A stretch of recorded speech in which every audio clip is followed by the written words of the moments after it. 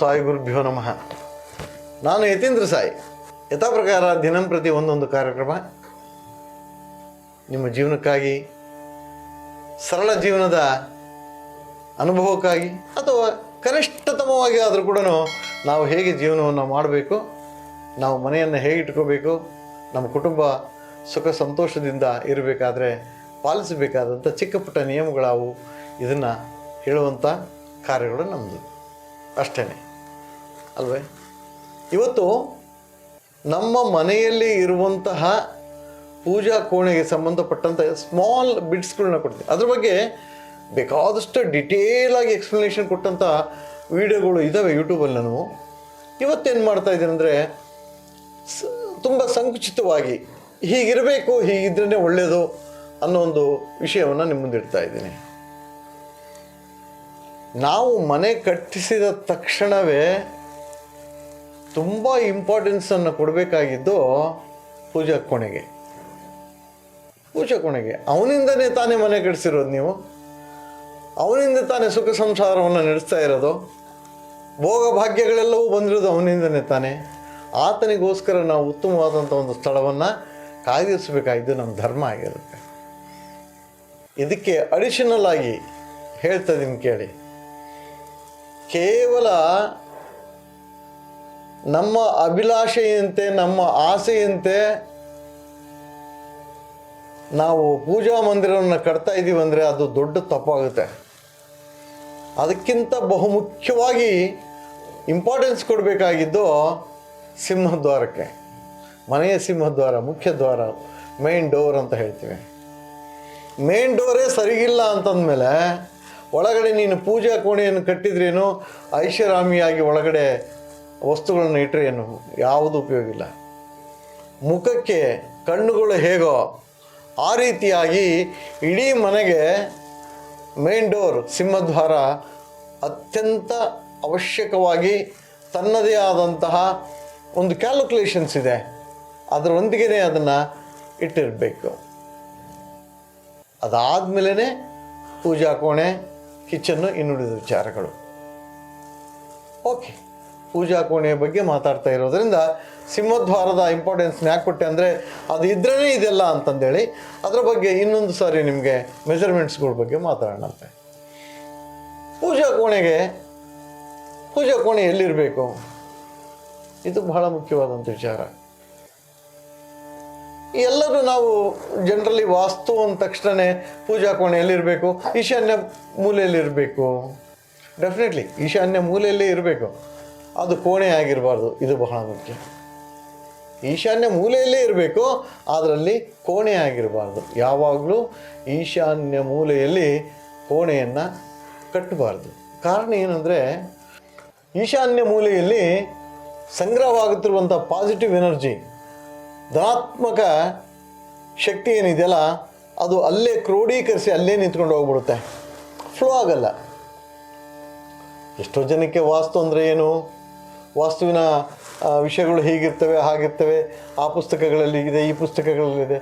ಯಾವ ಪುಸ್ತಕಗಳಲ್ಲಿ ಏನು ಇದ್ದರೂ ಕೂಡ ನಿಮ್ಮ ವಿವೇಚನೆಯಲ್ಲೂ ಕೂಡ ಬೇರೆ ಥರ ಅರ್ಥ ಇರಬೇಕು. ಹೇಗಂತೀರಾ?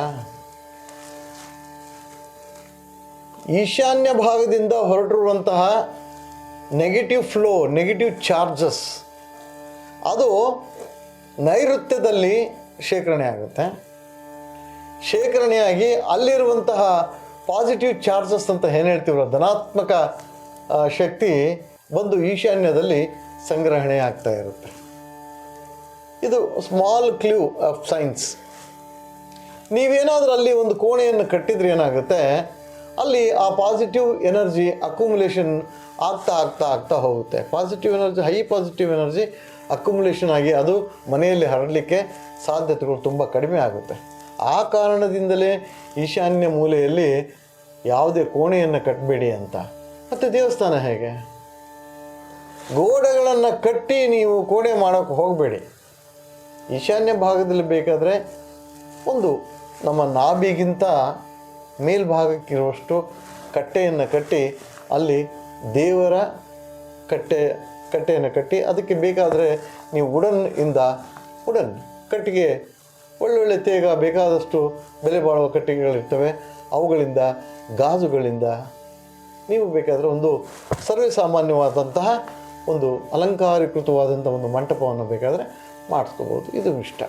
ಇದು ಒಂದನೇ ಭಾಗ. ಇನ್ನು ಎರಡನೇ ಭಾಗದಲ್ಲಿ ಏನಂದರೆ, ಸರಿ ಪೂಜಾ ಕೋಣೆಯನ್ನು ನಾವು ಕಟ್ಟಿದ್ದೀವಿ, ಅದರ ಒಳಗಡೆ ಯಾವ ವಸ್ತುಗಳು, ಯಾವ ದೇವತೆಗಳು ಇಡಬೇಕು ಅನ್ನೋದು ಇಲ್ಲಿ ಎರಡನೇ ಪ್ರಶ್ನೆ ಬರುತ್ತೆ. ಕೆಲವೊಂದು ಮನೆಗಳಲ್ಲಿ ದೇವಸ್ಥಾನಗಳನ್ನು ನೋಡಿದರೆ ಎಂಟೈರ್ ವರ್ಲ್ಡಲ್ಲಿ, ಪ್ರಪಂಚದಲ್ಲಿ ಇಲ್ಲದೇ ಇರುವಂಥ ಎಲ್ಲ ವಸ್ತುಗಳನ್ನ ತಂದು ಆ ದೇವ್ರ ಕೋಣೆಯಲ್ಲಿ ತುಂಬಿರ್ತಾರೆ. ಅದು ಪೂಜೆ ಮಾಡಿದಾಗ ನಿಮಗೆ ದೈವ ಪ್ರಜ್ಞೆ ಬರಲ್ಲ, ದೆವ್ವದ ಪ್ರಜ್ಞೆ ಬರುತ್ತೆ ಅಷ್ಟೇ. ಅದು ದೊಡ್ಡ ತಪ್ಪು ಅಂತ ನನ್ನ ಅಭಿಪ್ರಾಯದಲ್ಲಿ. ಯಾಕಂದರೆ ತಂದಿಟ್ಟಿರುವಂಥ ಎಷ್ಟೋ ವಸ್ತುಗಳಲ್ಲಿ ನೆಗೆಟಿವ್ ಫ್ಲೋ ಇರುತ್ತೆ. ನೀವು ಮಾಡಿದಂಥ ಪೂಜಾ ಫಲ ಯಾವುದು ನಿಮಗೆ ಸಿಗಲ್ಲ. ಇಲ್ಲಿ ಭಾಳ ಸಂಕ್ಷಿಪ್ತವಾಗಿ ಹೇಳಬೇಕಂದ್ರೆ ಯಾವ್ಯಾವ ದೇವತೆಗಳು ಇರಬೇಕು ನಮಗೆಲ್ಲ ಅಂದರೆ, ಪ್ರಥಮ ಪೂಜಿತೋ ಗಣಪ, ಮೊದಲು ಗಣಪತಿಯ ಒಂದು ವಿಗ್ರಹ ಇರಲೇಬೇಕು. ಎರಡನೇದು ಕುಲದೇವತೆ ಬೇಕು. ಕುಲದೇವತೆಯ ಒಂದು ಏನು ಮೂರ್ತಿ ಸಿಗದೇ ಇದ್ದರೂ ಪರವಾಗಿಲ್ಲ, ಕನಿಷ್ಠ ಪಕ್ಷ ಒಂದು ಫೋಟೋನಾದರೂ ಕುಲದೇವತೆ ಫೋಟೋ ಇರಬೇಕು. ಮೂರನೇದು ಇಚ್ಛಾದೈವ. ಇಷ್ಟವಾದಂಥ ದೈವ ನಿಮ್ದು ಯಾವುದಾದ್ರೂ ಆಗಿರ್ಬೋದು, ಆ ಇಷ್ಟ ದೈವದ ಒಂದು ಚಿತ್ರಣ ಅಥವಾ ಒಂದು ಮೂರ್ತಿ ಆ ಒಂದು ಕೋಣೆಯಲ್ಲಿ ಇಡಿ. ಮೂರನೇದಾಯಿತು. ನಾಲ್ಕನೇದೇನು ಗೊತ್ತಾ? ನಾಲ್ಕನೇದು ಮತ್ತು ಅಲ್ಲಿ ಗೃಹ ದೇವತೆಗಳೂ ಬರುತ್ತೆ. ನಾಲ್ಕನೇದಲ್ಲಿ ಇಚ್ಛಾದೈವದ ಜೊತೆ ಗೃಹ ದೇವತೆಗಳೂ ಬರುತ್ತೆ. ಕುಲದೈವ ಬೇರೆ, ಗೃಹದೈವ ಬೇರೆ ನೋಡಿ ಅಲ್ವಾ. ತದನಂತರ ವಿಶೇಷವಾದಂಥ ಕೆಲವೊಂದು ಕಲ್ಲುಗಳು ಬರ್ತವೆ, ಶಿಲೆಗಳು, ಸ್ಫಟಿಕದ ಕಲ್ಲುಗಳಾಗಿರಬಹುದು, ಆಯಿತಾ, ಸಾಲಿಗ್ರಾಮಗಳಾಗಿರ್ಬೋದು.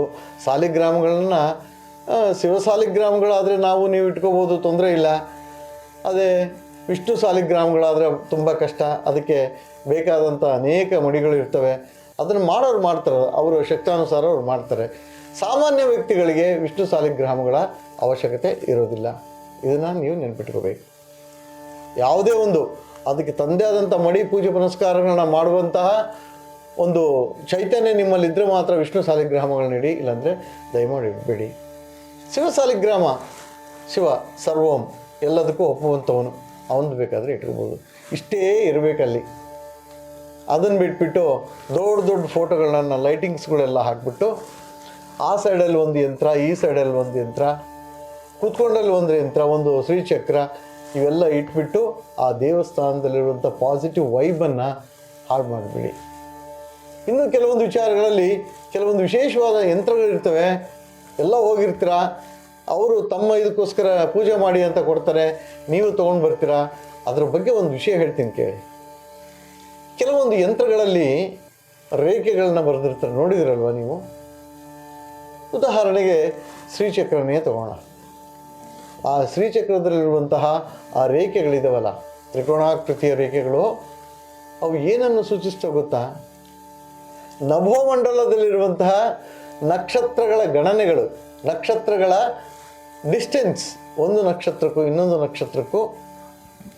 ಅದು ಒಂಥರ it is a connectivity between stars to, ನಕ್ಷತ್ರದಿಂದ ನಕ್ಷತ್ರ, ಸ್ಟೆಲ್ಲಾರ್ ಎನರ್ಜಿ ಅದು.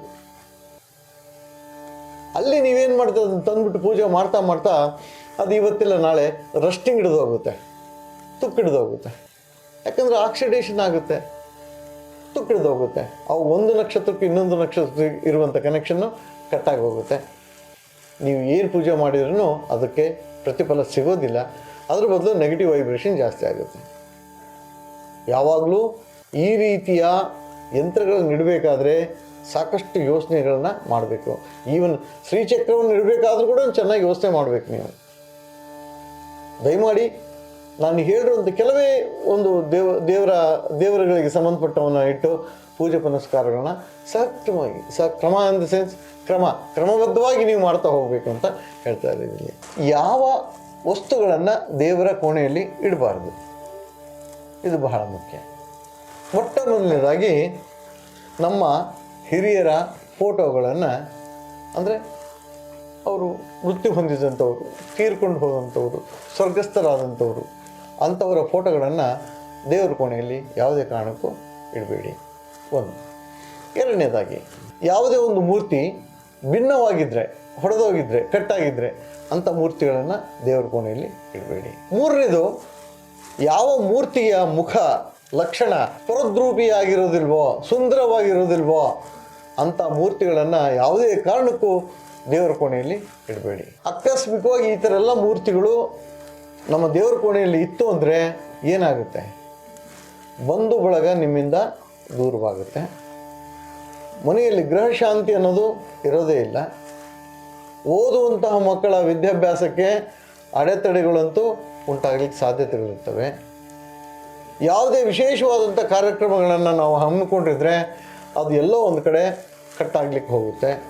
ಈ ಥರ ಆಗ್ತಾಯಿರ್ತವೆ. ಇಲ್ಲ ಹಾಗಿದ್ದಲ್ಲಿ ನಮಗೆ ನಾವು ಹೇಗೆ ಅದನ್ನು ಕಂಡು ಇಟ್ಕೋಬೇಕು ಅಂತಂದರೆ, ಒಂದು ವಿಶೇಷವಾದ ದಿನದಲ್ಲಿ ಪೂಜೆ ಮಾಡಬೇಕು ಅಂತ ಮನಸ್ಸಿಟ್ಟು ನೀವು ಮಾಡ್ತಾ ಇರ್ತೀರಾ, ಇದ್ದಕ್ಕಿದ್ದ ಹಾಗೆಯೇ ದೀಪಕ್ಕೆ ಹಾಕಿದಂಥ ಎಣ್ಣೆ ಚೆಲ್ಲೋಗುತ್ತೆ. ಒಂದು ಸರಿ ಅಲ್ಲ, ಮಲ್ಟಿಪಲ್ ಟೈಮ್ಸ್. ಅಥವಾ ದೀಪಕ್ಕೆ ಹಚ್ಚಿದಂಥ ಬೆಂಕಿ ಎಲ್ಲೋ ವಾಲ್ಕೊಂಡು ಯಾವುದೋ ಬಟ್ಟೆಗಳಿಗೆ ಅಂಟುತ್ತೆ. ಇನ್ನೇನು ಪೂಜೆ ಮಾಡಿ ಮಂಗಳಾರತಿ ಮಾಡಬೇಕು, ಯಾರೋ ಒಬ್ಬರು ಹೊರಗಡೆಯಿಂದ ಕೂಗ್ತಾರೆ. ನಿಮ್ಮ ದೃಷ್ಟಿ, ನಿಮ್ಮ ಮನಸ್ಸು ಎಲ್ಲ ಆ ಕಡೆ ಹೋಗುತ್ತೆ, ಪೂಜಾ ಫಲ ನಿಷ್ಫಲವಾಗುತ್ತೆ. ಈ ರೀತಿ ಅವಘಡಗಳಾಗಬೇಕಾದ್ರೆ ನಿಮ್ಮ ದೇವರ ಕೋಣೆಯಲ್ಲಿ ಎಲ್ಲೋ ಒಂದು ನೆಗೆಟಿವ್ ವೈಬ್ರೇಷನ್ ಇದ್ದೇ ಇರುತ್ತೆ.